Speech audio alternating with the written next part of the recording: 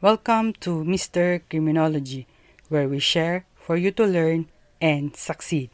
In this video, we will be discussing Article 166 or forging treasury or banknotes or other documents payable to bearer, importing and uttering such false or forged notes and documents. Forging treasury or banknotes or other documents payable to bearer, importing and uttering such false or forged notes and documents. There are three punishable acts under this article. First, forging or falsification of treasury or banknotes or other documents payable to bearer. Second, importation of such false or forged obligations or notes. And third, uttering of such false or forged obligations or notes in connivance with the forgers or importers. Let us discuss each punishable act. First act, forging or falsification of treasury or banknotes or other documents payable to bearer. Ano nga ba ang forging or falsification? Under Article 169, forgery is committed when by giving to a treasury or banknote or any instrument payable to bearer or order the appearance of a true genuine document. Example, nanggaya ka ng cheque, nagprint ka ng sarili mong cheque, ginaya mo yung features ng isang genuine na cheque. Second, by erasing, substituting, counterfeiting, or altering by any means the figures, letters, words, or signs contained therein. Example, sa cheque nakalagay 10,000 pesos. Tapos ikaw, pinalitan mo o nagdagdag ka ng zero, ganon. So, naging 100,000 pesos. Dito, tunay yung cheque, may pinalitan ka lang sa nakasulat. Second act, importation of such false or forged obligations or notes.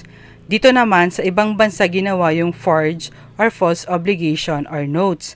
Tapos, yung accused, inimport niya dito sa ating bansa. Or dinala niya dito yung forged or false obligation or notes. Third act, uttering of such false or forged obligations or notes in connivance with the forgers or importers. Dito naman yung false or forged obligations or notes ay pinasa mo sa iba. For example, nagbayad ka ng utang mo gamit ang false o forged check. Requirement din dito sa utterance na kasabot mo dapat yung forger or importer.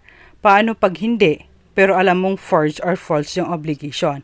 Ang liability mo is under Article 168 and not under Article 166. Ano yung mga pwedeng i-forge o i-falsify para maging criminally liable ka under Article 166? First, obligation or security of the Philippines, such as all bonds, certificates of indebtedness, national banknotes, coupons, Philippine notes, treasury notes, fractional notes, certificates of deposit, bills, checks, or drafts for money, drawn by or upon authorized officers of the Philippines and other representatives of value of whatever denomination which have been or may be issued under any act of Congress. Second, circulating note issued by any banking association duly authorized by law to issue the same. Third, document that was issued by a foreign government. Fourth, circulating note or bill issued by a foreign bank duly authorized therefore. Ano naman yung obligation or securities payable to bearer? Pag sinabi nating payable to bearer, yung payee ng security or obligation na yon ay hindi nakapangalan sa specific na tao. Example, yung check nakalagay payable to cash. Since walang nakapangalan na tao, pwede itong i-encash ng kahit sino. Madami pang instances kung kailan ang isang obligation or security is payable to bearer. This is actually a topic under the negotiable instruments law. Inshallah, we will try to make a separate video about it. Thank you for watching. If you like this video, don't forget to share it and to subscribe.